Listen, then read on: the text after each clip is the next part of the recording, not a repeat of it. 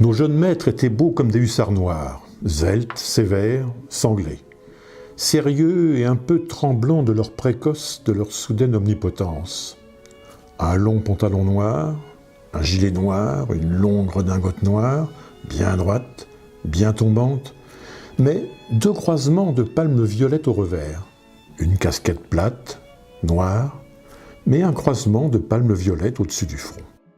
Cet uniforme civil était une sorte d'uniforme militaire encore plus sévère, encore plus militaire étant un uniforme civique.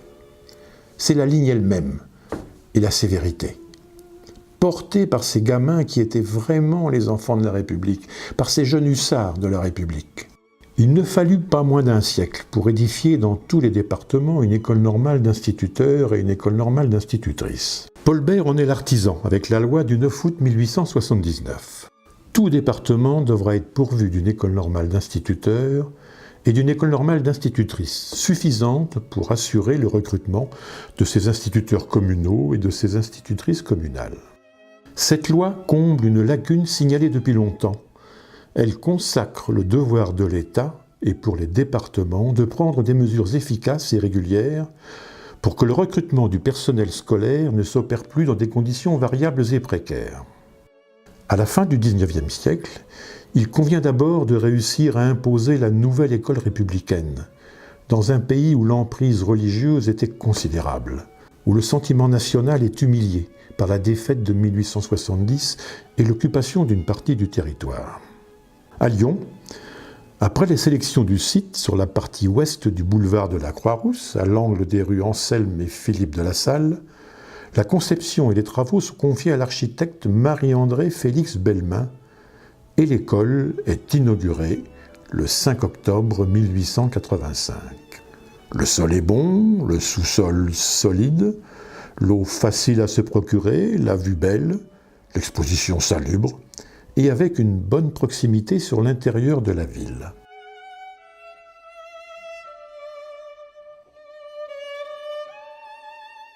L'école est implantée au sommet de la colline qui travaille, juste en face de la colline qui prie, d'autant qu'au même moment se construit la basilique de Fourvière. Le choix de la Croix-Rousse, quartier populaire, est justifié à l'époque par sa population laborieuse et amie de l'instruction publique. La façade est imposante, mais reste élégante avec une architecture nouvelle, à l'image idéale de ce qui doit être un lieu où l'on forme les enseignants du futur. Je suis né à Lyon, à la Croix-Rousse, et j'ai grandi à Lyon, à la Croix-Rousse, pendant la guerre. Je suis né en 1929. Je décide de rentrer à l'école normale, d'essayer de rentrer à l'école normale. Et je passe le concours en 1946. En même temps que le brevet. En même temps que le brevet. Alors à l'école normale, donc, on était interne. C'était pas, on avait chacun un box en somme. C'était une grande allée et de chaque côté il y avait pour nous c'était une chambre, hein, parce que moi j'avais jamais été toute seule dans une chambre, alors j'étais contente d'être dans ce box.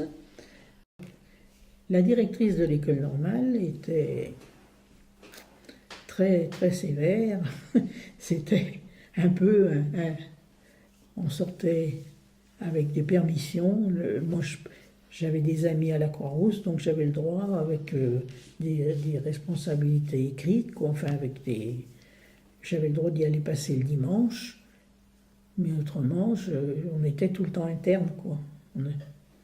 Je me souviens avoir cassé mes lunettes une fois en cours de gymnastique, mais pour aller changer mes lunettes, ça avait été tout un problème. On ne voulait pas me laisser aller dans un magasin de lunettes pour y aller. Elle était très très très sévère. Et on rentrait le dimanche soir, et il ne fallait pas arriver à 9h05, ou à 8h05, je ne sais plus. Quand la cloche sonnait, la porte était fermée, et il fallait rentrer.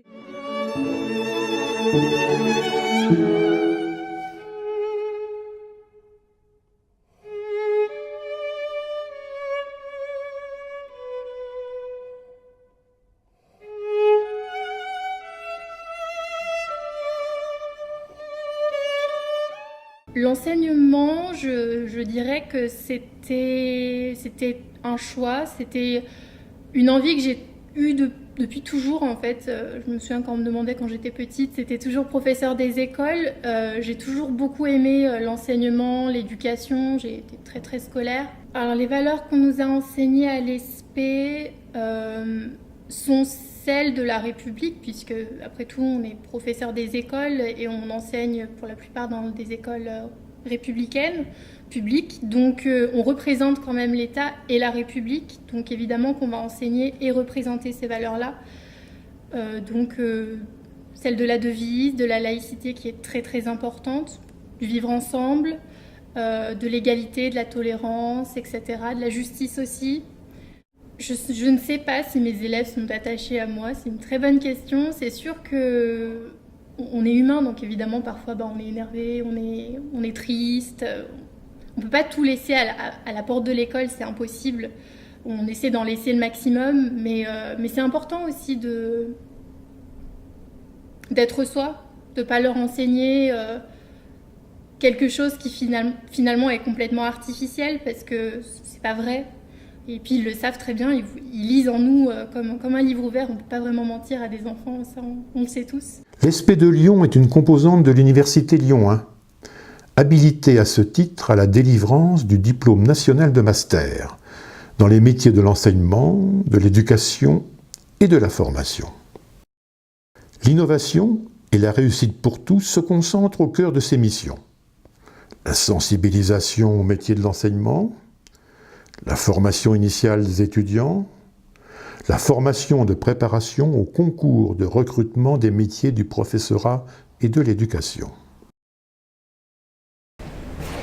Bonjour, je suis Thibaut, étudiant à l'ESP de Lyon en DU. En septembre, je me voyais plus comme le grand frère, on va dire, par rapport surtout aux petites sections où j'avais tendance à jouer le rôle du grand frère, et c'est, je pense, à partir du mois de décembre où j'ai eu comme un déclic. Donc du coup, je suis plus dans les apprentissages, plus dans la gestion de la classe, comme devrait faire un enseignant et pas comme devrait le faire un adulte lambda. Donc généralement, on est remplaçant. Donc en étant remplaçant, c'est sûr qu'on se retrouve dans une école, un jour dans une école, le deuxième jour dans une autre. On se retrouve un peu livré à nous-mêmes, à devoir se débrouiller vraiment avec le peu d'outils qu'on a au début d'une carrière. Même si on a eu une formation, même si on a des stages derrière nous, on arrive quand même, je pense, un peu brut comme ça, on doit se former vraiment sur le terrain nous-mêmes.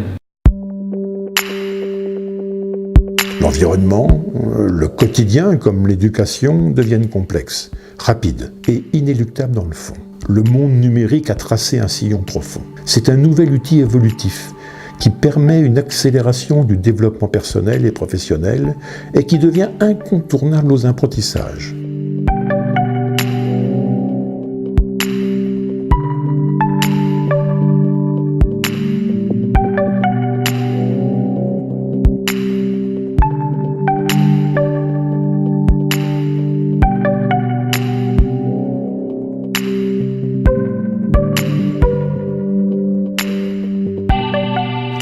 L'ESP s'est adapté et s'engage sur cette voie qui lui ouvre de nouvelles portes.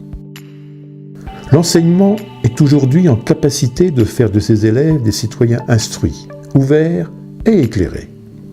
L'ESP offre la possibilité d'être un étudiant, celui qui exercera un métier, travaillera en équipe et sera l'acteur essentiel d'un monde éducatif en pleine évolution.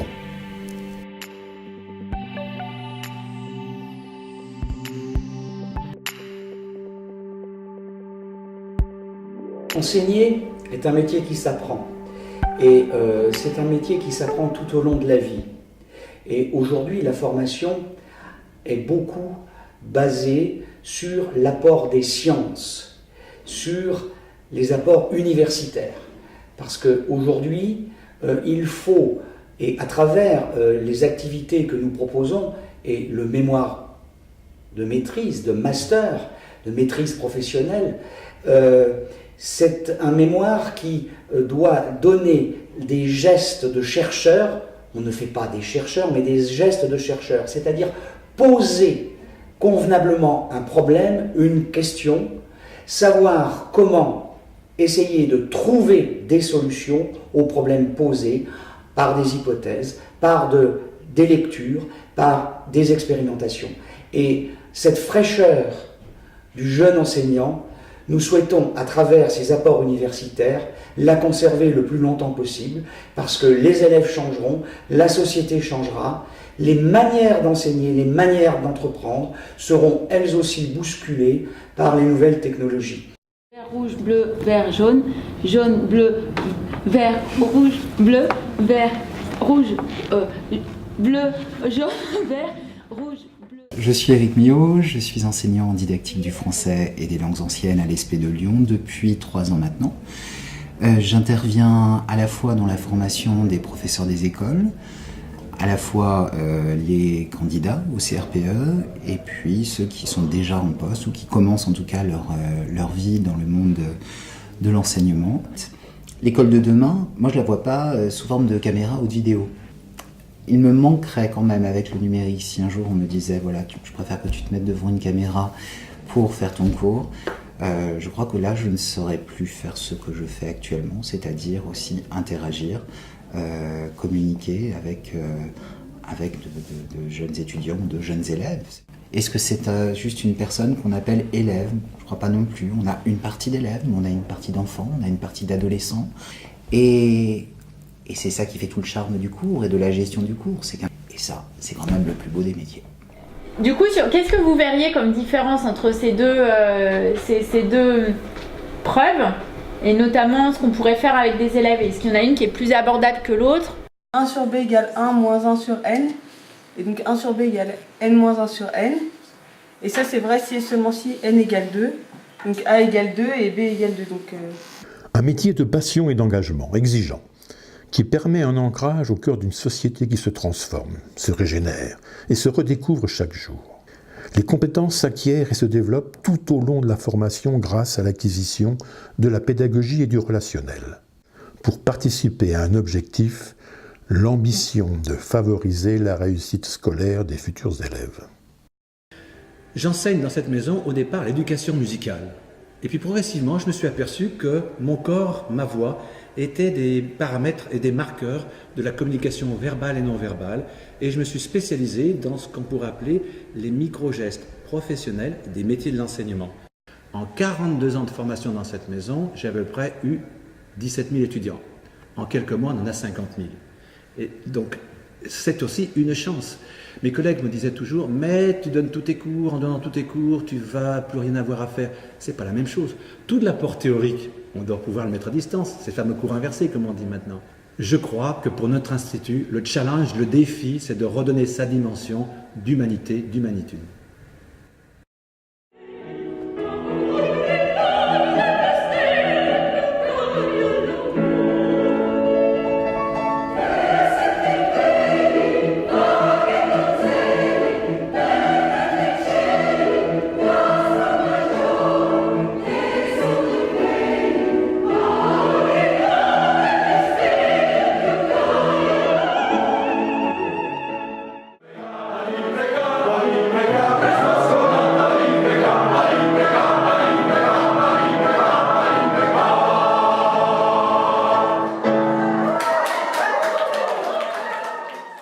Je suis Dany Landry, formateur à l'ESP de Lyon, et je m'occupe, en plus des situations d'enseignement dans le premier et dans le second degré, de la direction des chœurs de l'ESP. Voilà, il existe à l'ESP de Lyon une forte tradition de pratique chorale. Dans une école qui forme des futurs enseignants, il me semble que c'est incontournable de leur permettre de se construire vocalement.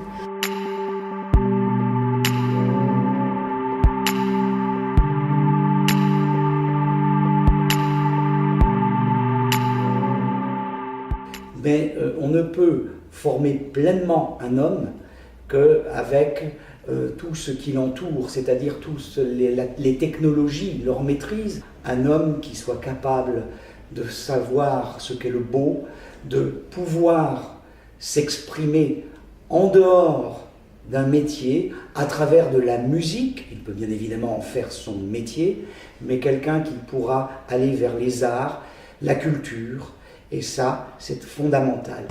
Je suis Alexis, enseignant en classe de maternelle. Pour le moment, ce que je veux faire de ma vie et que je suis bien tombé puisque j'ai choisi un métier qui me plaît. Être enseignant, je pense qu'il faut déjà avoir un peu la fibre. Il faut avoir un petit quelque chose qui fait qu'on a plaisir à apprendre aux autres, qu'on a plaisir d'apprendre des autres. C'est une aventure d'homme d'enseigner parce que c'est quand même un pari. On se lance dans quelque chose, on a un objectif, on a quelques données à la base, dont on n'est pas toujours sûr, surtout au début de l'année, surtout quand on débute, surtout quand on ne connaît pas bien. Et puis on a quand même en tête cet objectif, on a une grande liberté pédagogique, on a beaucoup d'outils, on a beaucoup de façons de faire, on est très libre. Et l'aventure, c'est un peu de se dire, bon, je sais où je vais, enfin je sais où je voudrais aller, je sais quelques trucs que je peux utiliser, et puis on va voir, on va essayer, et on va essayer d'arriver jusqu'à cet objectif qu'on s'est donné à la base. J'ai tissé de vraies amitiés à l'ESP, avec les gens avec qui j'ai travaillé, les gens avec qui j'ai révisé. L'esprit SP, oui, c'est l'envie d'enseigner, l'envie d'apprendre. C'est toujours à double sens. C'est toujours nous qui apprenons aux élèves et les élèves qui nous apprennent. Et quand on a l'esprit SP, c'est ça, c'est qu'on a envie de partager avec les autres, envie d'apprendre des autres, et on garde cette interaction entre tu m'apprends, je t'apprends, on s'apprend. Donc votre lapin va faire ce trajet, d'accord. Donc premier trajet Lyon-Sibérie, donc il faudra cadrer relativement serré. Donc vous ferez à peu près 12 images par seconde. Ça veut dire que dans une seconde de film, vous avez 12 photos. Ça veut dire que si vous voulez que votre lapin y mette une seconde pour arriver là, il faudra qu'il y ait 12 images intermédiaires. Alors l'intérêt de ce type d'activité dans une classe, c'est que ça fait travailler plusieurs disciplines à la fois. On fait du français, on écrit un scénario, on fait des arts plastiques, on crée des décors, on crée des personnages, on est dans la création artistique tout court, avec toute imagination que ça nécessite de déployer. On découvre aussi un art, on découvre des manières très concrètes aussi de créer quelque chose, de laisser libre cours à son imagination. Ce sont aussi évidemment, ça permet à un groupe d'enfants d'apprendre aussi à s'écouter, à respecter les idées des uns des autres, à argumenter, à défendre une idée. Nous avons été des enseignants parfaitement heureux pendant toute notre vie professionnelle et au-delà. Et serrer la main à nos anciens élèves, le sourire aux lèvres, c'est un grand bonheur. Grand bonheur, vraiment. Les images de notre voyage ont éclairé le sens de toute notre vie. Communiquer, échanger, orienter, enseigner. À l'ESP se révèle l'essentiel. L'enseignement est une pensée ouverte, sous l'apparence quelquefois abstraite. Et notre exploration découvre ce qui nous relie à cette pensée. Creuset ou bibliothèque des savoirs, espace de construction des esprits ou passage à une vie d'hommes qui consacreront leur vie professionnelle à celle des autres.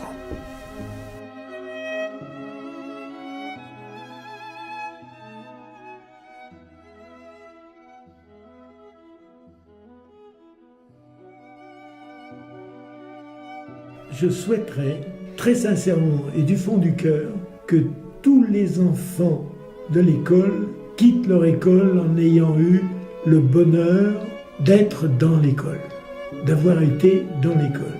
Je pense qu'il suffit qu'on y mette tout son cœur. Tout son cœur.